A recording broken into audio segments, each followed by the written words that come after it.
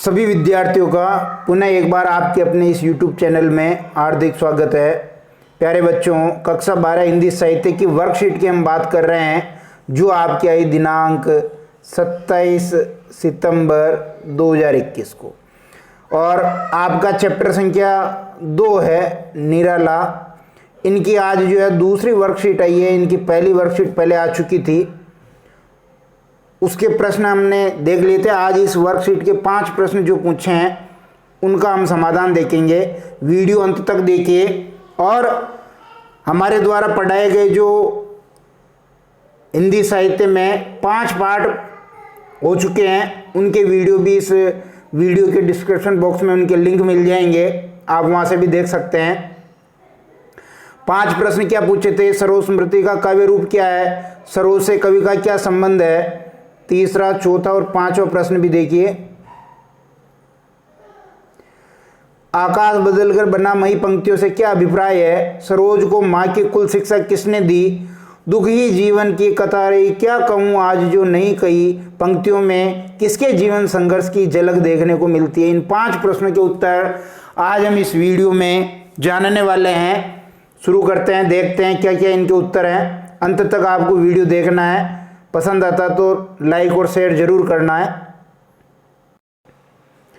इसके बारे में बात कर ली। कक्षा 12 जो आपके हिंदी साहित्य विषय है, कक्षा 12 हिंदी साहित्य अंतराभाग 2 पुस्तक का पाठ संख्या 2 है निराला, जिनकी 2 कविताएं इस दूसरे पाठ में संकलित आपको पता है। गीत गाने दो मुझे और सरोज स्मृति, ये दूसरी वर्कशीट है जो आपके सरोज स्मृति कविता के ऊपर है। 27 सितंबर को ये स्माइल 3.0 होमवर्क के रूप में आई है। देखते हैं पहले प्रश्न का उत्तर। सरोज स्मृति का काव्य रूप क्या है? सरोज स्मृति सूर्यकांत त्रिपाठी निराला द्वारा लिखी गई एक लंबी कविता है। पहले तो ये ध्यान रखना कि ये क्या है, एक लंबी कविता है। और फिर ये कह रहा है कि ये कविता एक शोक गीत भी है। अर्थात शोक कब होता है? किसी की मृत्यु पे होता है ना, जब कोई अपना सगा संबंधी चहेता जब मर जाता है तो उसके वियोग में जो विलाप करते हैं उसको शोक कहा जाता है, उसको शोक कहते हैं। तो शोक गीत है जिसे निराला ने अपनी पुत्री सरोज के असामयिक निधन पर लिखा था। इसे छायावाद का शोक गीत भी कहते हैं। ये कविता निराला के काव्य संग्रह अनामिका में संकलित है। ये सरोज स्मृति के बारे में देखिए, यहाँ देखने की कोशिश कीजिए। अगर आप देखेंगे सरोज कौन है सरोज? ये पुत्री है निराला की। और फिर आप देखिए ये आ रहा स्मृति। स्मृति का क्या मतलब होता है? यादें। तो किसकी यादें? सरोज की यादें। और यादें किसकी होती है? अतीत की। फिर आगे देखिए दूसरा प्रश्न, ये कह रहा है कि सरोज से कवि का क्या संबंध है? अभी हमने ऊपर बात कर ली, फिर भी इसको यहाँ पढ़ लेते हैं। सरोज सूर्यकांत त्रिपाठी निराला की पुत्री थी, जिसका निधन विवाह के कुछ समय बाद ही हो गया था। सरोज से कवि निराला का संबंध पिता का है, यानी दोनों का जो संबंध अगर हम देखें तो पिता पुत्री का संबंध है। सरोज निराला की पुत्री है।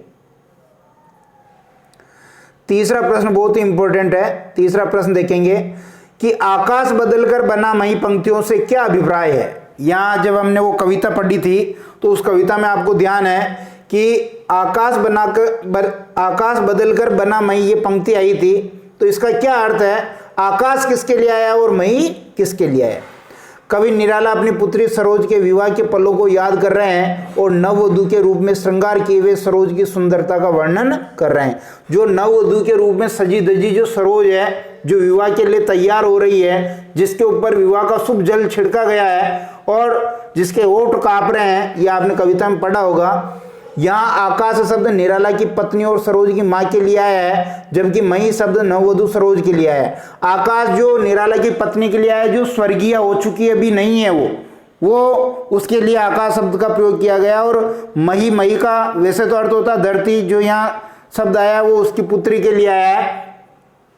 तो यहाँ कहने का अभिप्राय यह है कि कवि निराला अपनी पत्नी की सुंदरता और उसके रूप लावण्य की झलक अपनी पुत्री सरोज में देख रहा है। निराला को अपनी पुत्री सरोज में स्वर्गीय पत्नी की छवि दिखाई दे रही है। यानी अरे भाई, हम राजस्थानी में कहते भी आते हैं ना कि माँ के गुण बेटी में आते ही आते हैं। तो यहाँ पर भी कवि निराला ये देख रहा है कि जो उसकी पत्नी है सरोज की माँ, उसके जो गुण, उसकी सुंदरता सरोज में दिखाई दे रही है। इसलिए निराला ने ऐसा कहा कि आकाश बदलकर बनना मई। चौथा प्रश्न देखिए, चौथा प्रश्न, सरोज को माँ की कुल की शिक्षा किसने दी? तो सरोज को माँ की कुल की शिक्षा स्वयं निराला ने दी थी। अब क्यों दी थी ये भी बार बार बताने की जरूरत नहीं है, क्योंकि सरोज की माँ की जो है मृत्यु हो चुकी थी, तो उनके नहीं होने के कारण है जो निराला ने उनको जो कुल की शिक्षा दी। फिर आगे देखिए, दुख ही जीवन की कथा रही, क्या कहूं आज जो नहीं कही। बहुत वेदना और पीड़ा को व्यक्त करती हुई ये पंक्तियां निराला के जीवन से संबंधित है। क्या कहा देखिए, पंक्तियों में किसके जीवन संघर्ष की झलक देखने को मिलती है? तो पंक्तियों में निराला के जीवन संघर्ष को देखने की झलक मिलती है। इन 5 प्रश्नों के उत्तर हमने जानने की कोशिश की और मैंने बहुत अच्छी तरह समझाने की कोशिश की, आपको समझ में भी आया होगा। सरल भाषा और अच्छी तरह से मैंने उत्तर लिखने की कोशिश की है। अगर आपको वीडियो पसंद आता है तो लाइक शेयर करना है और चैनल को यदि सब्सक्राइब नहीं किया तो ज़रूर करें। बहुत बहुत धन्यवाद।